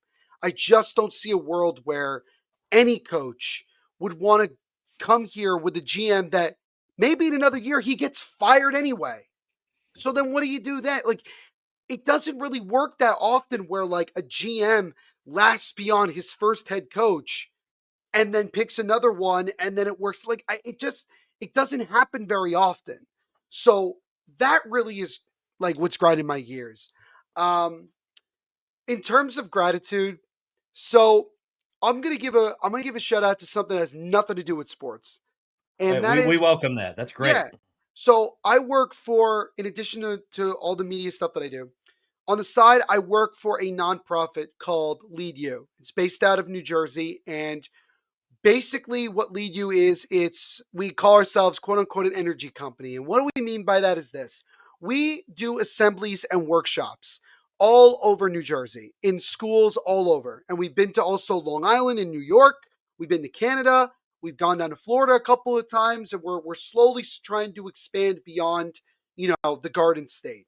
And a lot of the games and activities that we have for kids are for things about leadership, communication, emotions, smart choices, building self-confidence, and all these things. And I think in the world that we live in now, where a lot more people are struggling with things like self-worth, self-love, confidence, leadership in many ways, if we can just change the lives of one person and make their day, even if we're there for an hour, it goes a long way. I mean, I had kids asking me for autographs today. I was at work for 10 hours. I went to 2 different schools today, which doesn't happen as often. Usually it's just one school. But getting up early in the morning, 5, 6 a.m., driving an hour and a half to the school, all of that is so worth it at the end of the day when you make someone's day like that. And they take even just a little bit of what you said. And I really, really recommend that people check us out. Just look up Lead You. We're on social media. We're on Instagram and we're on TikTok. I post a bunch of stuff on my own socials as well about Lead You. My stage name there is NVP, and that I really love being a part of it, and I want to shout out JD Wilson, Kelly, Shauna, Steve, and the list goes on and on and on, of just all these people that I've had the chance to work with since March of 2023, and I love making a difference in young kids' lives. And it's something that really is awesome because as tough as obviously at times when us as sports fans and how much at times our teams can really dictate how we feel and everything. It's such a great escape for me to do something that has nothing to do with sports, that I can escape to, that I can come, be myself, make a positive impact in young people's lives, and go from there. And we go from like preschool all the way up to like seniors in high school. And we also do professional development for teachers and other people like that as well. So again, Lead You, please go check it out. And if you know people that or schools that would be interested, even if they're not in New Jersey, please, please, please tell them to reach out to us, because we will absolutely make it work. I promise you, we will make it work. We will be there, and we will do the best that we can. And I would argue to say that we would make it the best assembly that your school will have all year. And that's not just being cocky, that's a fact, because we've done it in so many schools. I'm going to another one tomorrow morning. And yeah, I really just wanted to shout them out. So the educator in me, as my full-time job, Neil, appreciates what you do. So thank you for that. So, and, an educator like yourself also deserves to be recognized, because you can have a teacher appreciation day, a week, even a month, but it goes without saying that what you do on a daily basis goes so long in kids' lives. You're making a difference in their lives every single day. We only get to meet them for a couple of hours a day, for one day, but you have to be with them every single day and interact with them and get to know them. And I have so many friends that are teachers and educators and people in that world, and I appreciate every single one of them. And even since I worked at LEU, I have that much more of an appreciation for what you guys do on a daily basis. So I want to give you your recognition as well. Appreciate that, Neil, very much. Again, awesome just doing both sides of that for sure as well. So, again, so for now, my take on some grind my gears a little bit too. So many people know my wife and I have two little boys. So this past week, obviously, Sean got to visit us for Thanksgiving. So we were, let's just say, blessed with the both of them getting ear infections, cough, just overall crud, which seems to rear its ugly head this time of year for little kids. You obviously just feel awful for them because they can't do much about it. But I mean, you also feel awful because they're not sleeping, causing us in turn to not be sleeping. So for me, again, love my children to pieces, of course. I'm going to go with childhood illnesses grinding my gears, just because, man, it's brutal not only on them, but on us. So to any parent out there with little kids who got sick over the Thanksgiving holiday, I feel for you very much, because we just lived that very much. I've been sick twice. I literally just got over being sick literally like a day ago. So yeah, this year is no joke. This year in particular has been rough for a lot of people. Yeah. Shawnee V, what about yourself? I do want to give some quick flowers. You alluded to it just a minute ago. Just a fantastic trip, being up in Richmond for about a week, not only to enjoy the Thanksgiving holiday, but also with my birthday. Just wanted to give a shout out to obviously you and my sister-in-law, Emily, and your kids, and just really the entire extended family that, we got to spend time with. They did a fantastic job hosting everywhere that we went, even surprising me with the birthday cake on Thanksgiving. Yeah, we had fun with that one. Yeah, it was awesome. So thanks to all your family and our extended family. It was really a great, awesome 38th birthday. Oh yeah, we're glad to be part of that too, Sean. So with that, Neil, I think you helped set a record for us for being our longest show. Well, we're happy to have that be the record too, of course. With that also, we want to make sure, again, first and foremost, we appreciate the time very much, Neil. So thanks, Neil. You're awesome.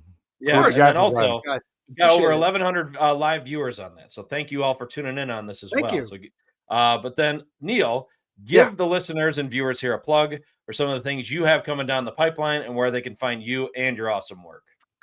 Yeah, well, again, first and foremost, thank you guys so much for having me on and dealing with me for nearly 2 hours. I really do appreciate it. Like I said, I talk a lot, and it goes on and on and on. And, time flies when you're having fun. I think that's really the best way to look at it. But yeah, you can check out my podcast, Devil's State of Mind podcast. I'm over on Facebook and Instagram, Devil's State of Mind. Just look it up and you can find it. On Twitter, which was shouted out here, Devil's State. You can check it out over there. I'm also on TikTok, Neil.Villapiano. So it's literally my full name, just Neil Villapiano, and you can find it. I'm also over on Blue Sky as well. I give you guys updates from the podcast as well as everything going on with the New Jersey Devils. So make sure you guys go check that out as well. Go Bills. Love that. Yep. And yeah, really, and I also just want to say, like, guys, go check out the entire hockey podcast network, not just my podcast and what Chris and Sean going on over here, but just everybody. Like, I truly mean this when I say this. This is this is a growing network that is going to continue to get bigger and better and better. It's working for Dylan and Kyle. I mean, they are phenomenal people, and their mission with all of this has been wonderful. And we're extremely accessible too. It's extremely accessible. Always available to answer any question you have. Yeah, very much and appreciate also, that. Kind of another weird, interesting plug. I'm also the co-host of a podcast with Kyle Manifold called Flamescast, which covers the Calgary Flames. I do that for fun. I literally do that for fun. Love hanging out with Kyle. We meet once a week on Monday. That's a tall order this year for covering the Flames, man. Oh, no, we still have fun. Don't worry. We still have a lot to talk about. You have no... If you want to know, go check out the last episode when we talk about Dave Maloney. And if you don't know who that is, look him up and you'll understand why. But nonetheless, make sure you go check out Flamescast as well. Flamescast NHL on Instagram and also on Twitter. And also, make sure to like and subscribe to the Devil's State of Mind podcast over on YouTube. I am so close to 175 subscribers. I'm literally like that close. So if help them people get there, can folks. Like and help them subscribe get there. And help me get there, that would be wonderful. Because if the Sabres aren't doing it for you, let the Devils do it for you this year. That's right. I would, in a perfect world, I would love to get to 200 by the end of the year. If I can get there, that would also be fantastic. You can check out the video podcast episodes over on there. Literally, it's the same background. And also, I got merch now, just like this. I got sweatshirt. There you go. I got shirts. I think I'm even wearing a shirt. Yeah, I got a shirt under this. Yeah, he's ready. So, yeah, honestly, just go to, my link tree for the podcast, which you can find on any of the social media platforms, and you will find a link to the Devil's State of Mind merch. And please go get yourself some Devil's State of Mind merch. That would mean a lot to me as well, and show some love over there. And yeah, and again, because we talked about him, shout out to my uncle, Phil. I know he's not watching. He has no idea I'm even doing this. Supporter of me in my career. We stay in touch even now, and just want to shout him out because he's a great guy. I know a lot of people, there's a Facebook group that's pushing for Foo, as his nickname was, to get him into the Hall of Fame. If you're on Facebook and you want to check out that page and join, it's mostly Raider fans, but we will welcome Bills fans who know Phil and remember Phil. And if you want to be a part of trying to get my uncle into the Pro Football Hall of Fame and get another member of Bills Mafia into Canton, get him there with Steve Tasker. Do it. So there you go. And that would mean a lot. My cousin, Phil's daughter Andrea, runs it, but we will welcome you guys with open arms and help us as we try to get my uncle in there, which would be great to join a lot of his teammates and his legendary Hall of Fame head coach. So absolutely, do a little you heard that here, fan base. He's part of the Mafia. Let's help make that happen too. All right. So awesome. Thank you so much for that, Neil. So what's some other closing remarks on here? Shawnee V, anything on your mind before we depart for the evening? No, it's nice to be back. Be back in Atlanta and back to work. I'm pretty beat from traveling all day, but yeah, I know we have a pretty big episode coming up, I think next week, if you want to plug that. We do. Absolutely. So look for us next Thursday night at 9 p.m. We have none other than the Bruce exclusive himself, Bruce Nolan of the Bruce Exclusive podcast, to go into a much deeper dive on the Bills next week. Again, we're very much looking forward to having Bruce back on the show. Always a great listen if you haven't checked out the Bruce Exclusive podcast for yourself. He had a great episode come out today as well. But with that, folks, to our, once again, over 1,100 viewers tuning in on all of our platforms, thanks again for tuning in, and let's go Buffalo. Let's go Buffalo.